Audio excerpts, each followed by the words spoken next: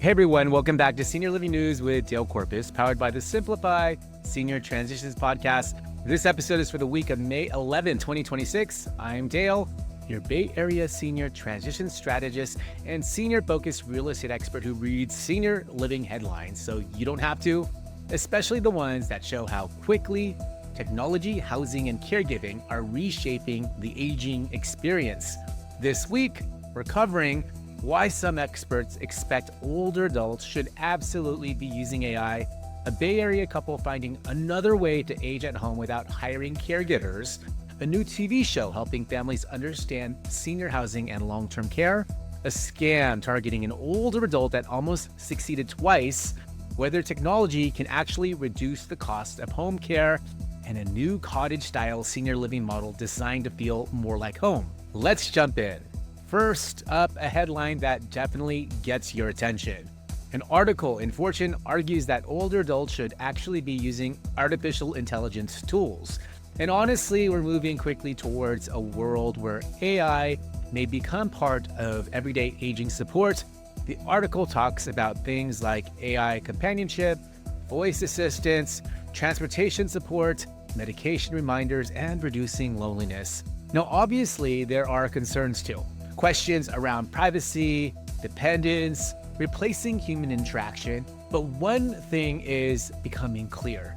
AI is likely going to become part of the senior care ecosystem, whether families are ready fully or not. And families who learn how to use it thoughtfully may actually reduce stress and improve quality of life. Next up, a story that feels very relevant here in the Bay Area.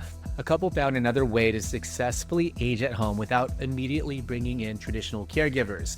And this reflects something we're seeing more and more. Families trying to delay or reduce expensive care services while maintaining independence because many people want to stay home, but they also know they need support. So we're starting to see more creative solutions emerge around community, shared support, technology, transportation, and home design. This is where aging in place becomes less about simply staying home and more about building a sustainable system around the home. Moving on, there's now a television show specifically focused on senior housing and long-term care options. And honestly, I think this says a lot about where we are as a society. Families are overwhelmed. There are so many moving parts. Independent living, assisted living, memory care, home care, financial planning, and housing decisions, and most people don't learn this world until they're suddenly thrown into it. The fact that mainstream media is now building shows around these topics tells you how significant these issues have become. Next, another reminder of how dangerous scams targeting older adults have become. A scam involving an elderly man reportedly went so well the first time the con artists came back again. But this time, the timing worked against them. And honestly, this story highlights something important. Scammers often rely on emotional urgency, fear, confusion, pressure, which is why slowing things down is one of the best protections families have. When something feels urgent financially, that's usually the moment to pause. Quick bite. Researchers are exploring whether technology could actually make home care services more affordable.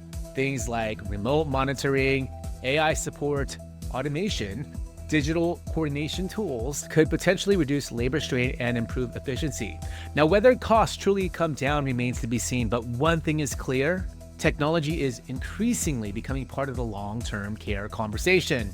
Now, for today's tip of the week, don't just ask, what care do we need? Also ask, what systems do we need? Because successful aging often depends on systems. Transportation, financial planning, home setup, communication, family coordination, and the more proactive the system, the fewer emergencies families tend to face later. And lastly, for this week's fun fact, a new cottage-style senior living community just broke ground, designed around a more residential and home-like environment, and this reflects another major trend in senior living. People increasingly want environments that feel smaller, warmer, and more personal.